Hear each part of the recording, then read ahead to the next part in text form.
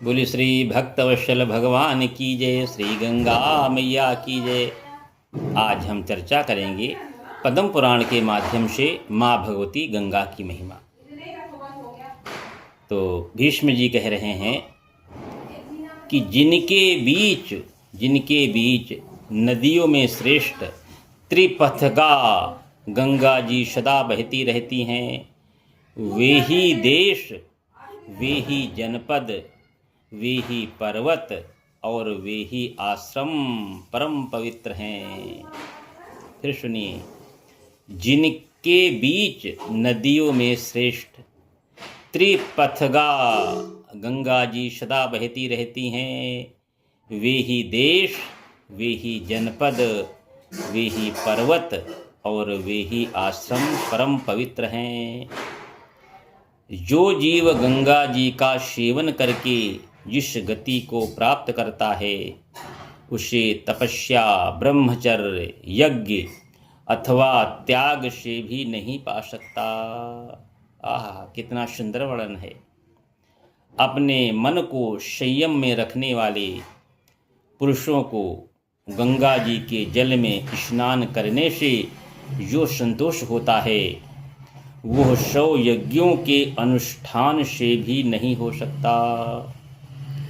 जैसे सूर्य उदय काल में तीव्र अंधकार का नाश करके तेज से उत्साहित होता है, उसी प्रकार गंगा जी के जल में डुबकी लगाने वाला मनुष्य जो है, पापों का नाश करके पूर्ण से प्रकाशमान होने लगता है।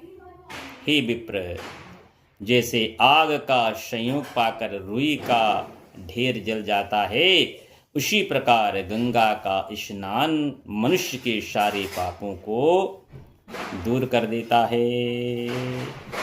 बड़ा ही सुंदर वर्णन गंगा जी का पद्म पुराण में है। जो मनुष्य सूर्य की किरणों से तपे हुए गंगा जल का पान करता है, वह सब रोगों से मुक्त हो जाता है। जो पुरुष एक पैर से खड़ा होकर 1000 चांद्रायण व्रतों का अनुष्ठान करता है और जो केवल गंगा जी के जल में डुबकी लगाता है, तो इन दोनों में डुबकी लगाने वाला मनुष्य श्रेष्ठ माना गया है।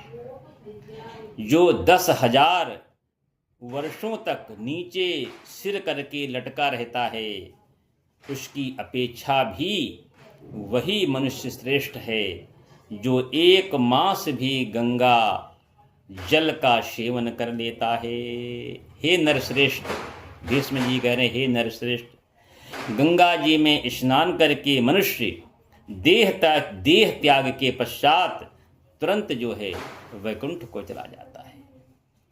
जो 100 योजन दूर रहकर भी गंगा गंगा शब्द का उच्चारण करता है, वो सब पापों से मुक्त होकर भगवान विष्णु के लोक में चला जाता है। कि गंगा गंगेति यो ब्रूयात् योजनानां शतैरपि सर्वपापेभ्यो विष्णुलोकं च गच्छति।